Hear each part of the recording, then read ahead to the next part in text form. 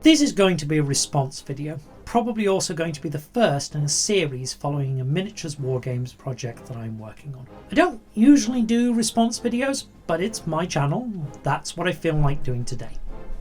The video I'm responding to is this one from Miniature Adventures. Feel free to go and watch the whole 5 minutes. I'll put a link down in the description below. Give it a thumbs up, subscribe, etc. All that YouTube support stuff. I'm above shilling for my own channel, but I don't feel any aversion to doing it for someone else's. It starts out with a pretty simple question. Hello and welcome to Miniature Adventures. I'm Big Lee, and this week I want to ask, are wargamers historians? Obviously, it means historical wargamers, and primarily players of miniature games. This is not an uncommon assumption, that wargamers are historians, and certainly a great deal of written military history is generated by or for wargaming audiences. If you're unfamiliar with the writing of military history, it is primarily produced by what I would call the trifecta of incompetence. Former military personnel projecting their own experiences, wargamers without technical training, and historians too lazy to do the work associated with actual research. Yes, there are some competent military historians, but in framing it this way, I'm giving you an evaluation of military history very widely shared amongst historical researchers. To admit to being a military historian is to immediately cast some doubt over your abilities. And as I said, it's not that there are no good military historians. I've worked with at least two. It's rather that so much military history is so bad that it colours people's perceptions of those who practice it in general. And I think that is useful context for the video, which begins with a good discussion of how the word research can mean a lot of different things. Most historical wargamers like to talk about researching a period or a particular battle, but there are different types of research and each brings with it a different level of understanding. That's important. The difference between research, where you find out something other people already know, which might be interesting to you, but it doesn't add anything to our collective knowledge about the past. And what historians do, research, where it means to add something to our collective knowledge, something no one knew before the historians started. Wargamers do the former, as the video explains, but I don't think they do the latter. And that is the point where I part company with Miniature Adventures, and I want to give a concrete example of how bad this can be. So I decided to illustrate it with Philip Sabin's book Lost Battles, which does have a few good things in it, but I'm going to say a lot of rude stuff about it in the next however many minutes this takes.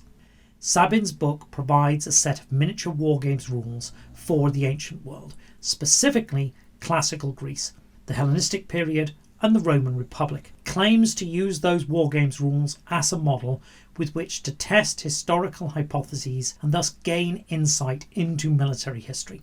I say claims because it fails miserably at attempting to do that, and I'm going to explain why in a second. But that format of using the game as a model, then gaining insight from the model, then feeding that back into historical interpretation is, I think, one of the ways, not the only way, in which people think wargamers can become historians. In fact, here's somebody saying exactly that. That can be explored on the tabletop. Often sources give vague or conflicting details to the number of soldiers taking part, the composition of the armies, and their readiness for battle. Wargaming the same battle over and over again, exploring all these variables, can produce useful insights that can be considered valuable and original research. Okay, let's start by illustrating how I think this is supposed to work in general, using the Battle of Crécy, which took place on the 26th of August 1346. An English army holding a defensive position defeated a much larger French army. It began with a group of Genoese crossbowmen engaging in a shooting duel with the English longbows. You can see here I'm moving the Genoese up and resolving a round of shooting between the two sides, and people have offered a lot of explanations as to why the English longbowmen outshot their opponents. Some people claim the longbow outranged contemporary crossbows, that the Genoese had been forced to advance without all of their equipment, or that crossbows fire very slowly, or that the crossbows got wet in a rainstorm, that being elevated gives an advantage with ranged weapons, and so on. But if we turn this into a wargame, and I'm using DBA 3 here, with each element representing 1500 troops, then one possible arrangement of matchups looks like this. Reducing that to a diagram to make it a little easier, let's think about what is going to happen. In DBX style games, you dice for each exchange, and the side that scores higher wins. And if it scores double the opposing element, then that element is destroyed. And what I've marked here is the chance of each element being destroyed in that first exchange.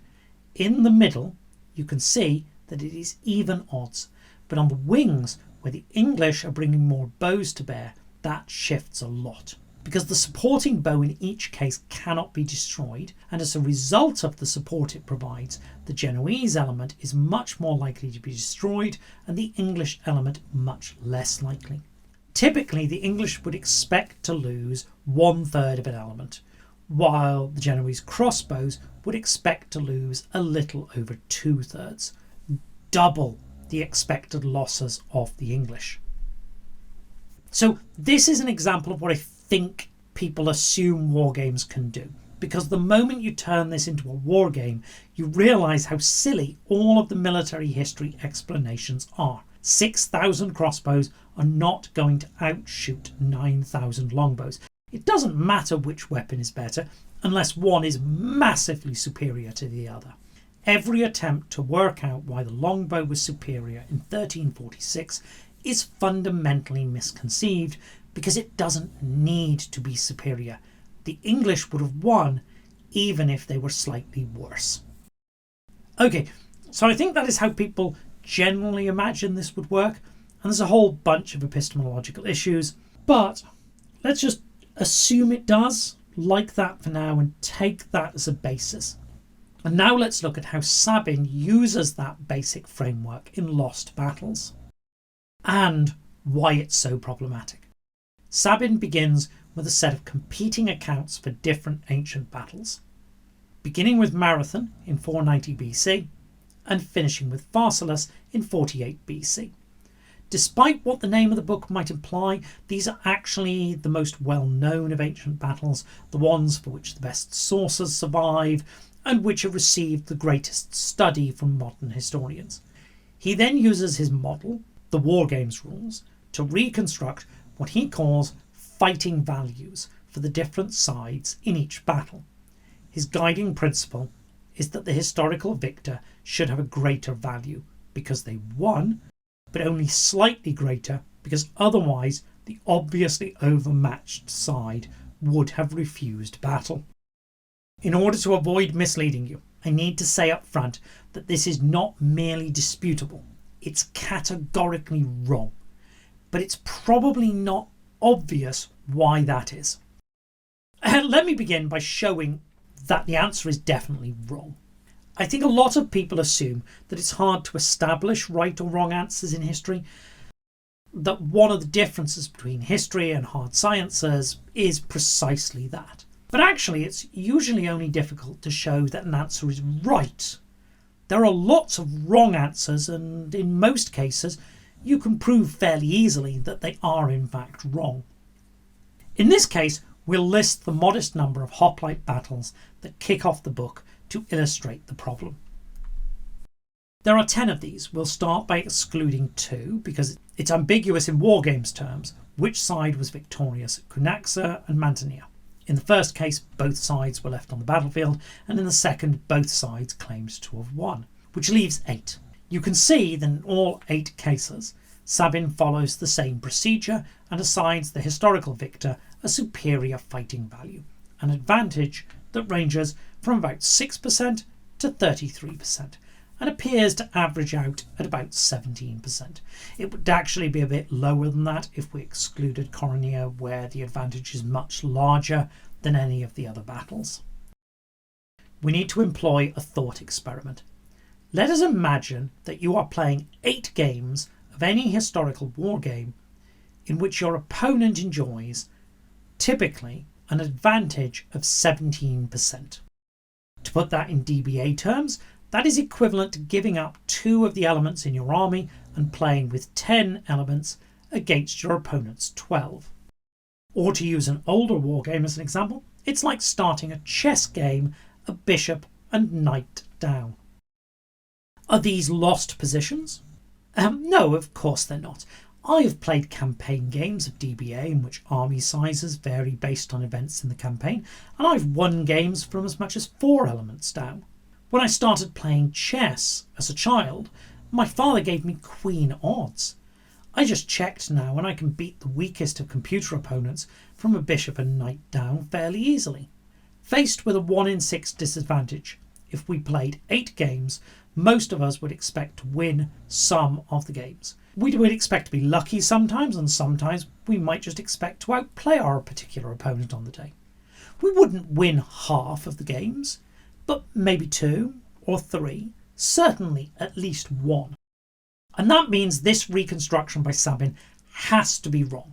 If Sabin is right and armies only gave battle when they were relatively close in strength, it would have to be the case that in some of these battles it was the historically weaker side that won out on the day.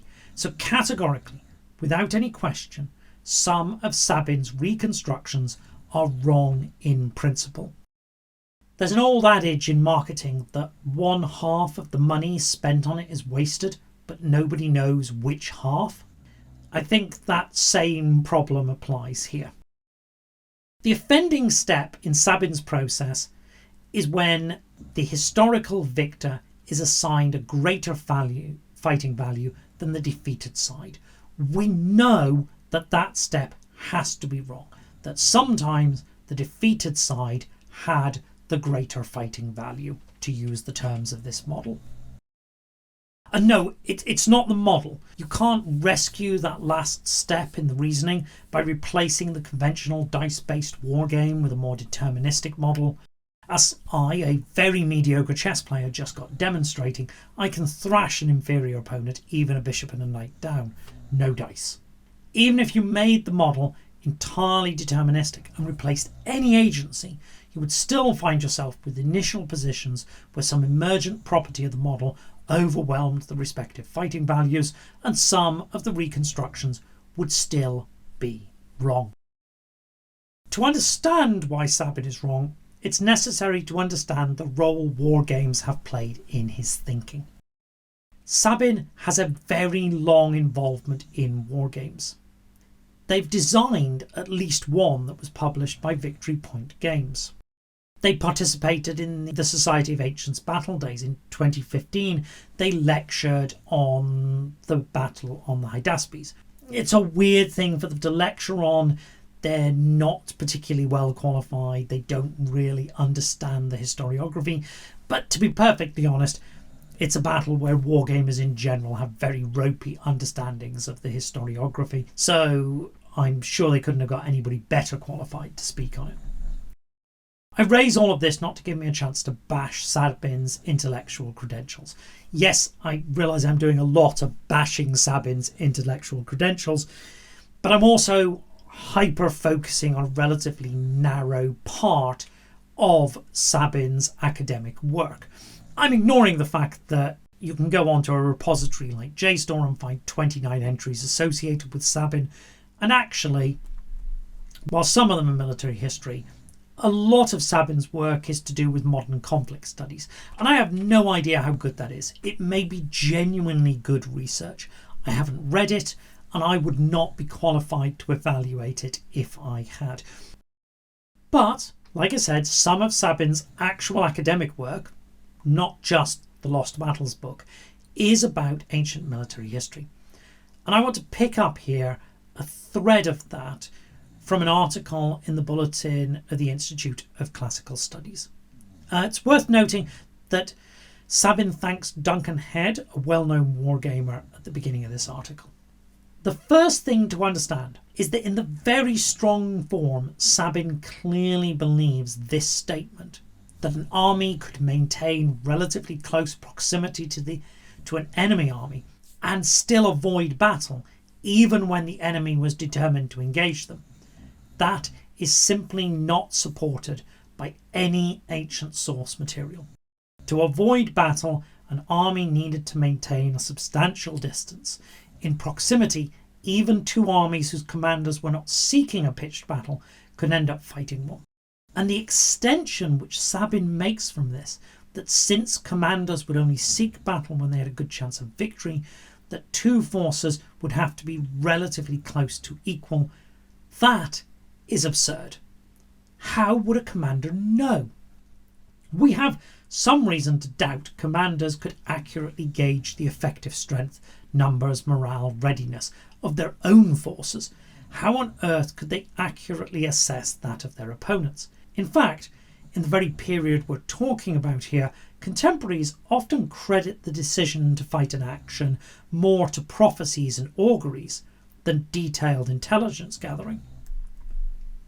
But there is a set of circumstances in which two opponents would only engage in a conflict if their respective armies were of similar strength. And that's a chessboard, or pretty much any wargame. A central part of modern miniature wargames is the idea of the fair points battle. Whether that is the simply mirrored forces in chess, the exactly equal 12 elements of DBA, or the complex points value systems in most miniature wargames. Think about that. If you sit down to play a miniatures wargame in almost any circumstance and your troops are inferior in quality, they will inevitably, and you will almost certainly take for granted, be superior in number because you and your opponent are playing a fair points battle. In the pre-modern world, that is absurd. Battles weren't fair contests of skill. There was no reason for a better trained, better motivated force to deliberately forego some of its troops to make the encounter more even. This is an idea that only exists on a game table, and it only exists to make the game function as a game.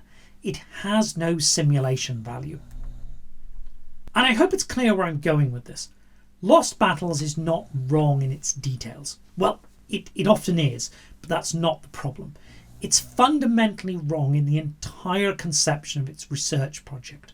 What Sabin is doing is not building a model from historical sources and using his model to evaluate historical accounts. The model is informed by elements of wargaming that exist only to fulfill its function as a game, the fair points battle that underpins the whole concept of fighting values. Rather than the model being a test of historical accounts, it becomes a way of constructing historical accounts, independent of and often contradictory to the sources. Totally get why people would think that wargaming can inform history. It's probably a valid statement. Playing a wargame and exploring it in detail from different angles, exploring different variables, can produce new insights. But the honest answer is that Sabin, who remember is a professional academic and military historian, is much more typical of the relation between wargames and history. Wargames tend actually to distort, to misrepresent, and to muddy and confuse historical understanding. Sabin has spent a significant amount of the effort in his career attempting to take a concept that exists only on the tabletop and impose it on historical reconstructions, to deliberately, though not dishonestly, he obviously mistakenly believes this, to deliberately misrepresent what happened in the past. That is not to say or diminish in any way the degree to which individual wargamers engage in the other type of research, when we mean the word is learning about something. Lots of wargamers do that all the time, but it doesn't turn you into a historian. That would mean something else, a different way in which we use the word research. Having said which, I think there is more you could say on this topic. I think the interaction between wargames and historical research is interesting. There are possibly even a few ways in which wargaming could inform, or at least influence a historian in a positive way, though my negative assessment here will be true much more often than it's not. I am going to follow this video up, and I'm going to connect it to a miniatures project I am planning to do with hoplites, specifically the Battle of Leuctra in 371 BC. So in the next video, expect to see an unboxing and listen to some more rambling. For now, here endeth the lesson.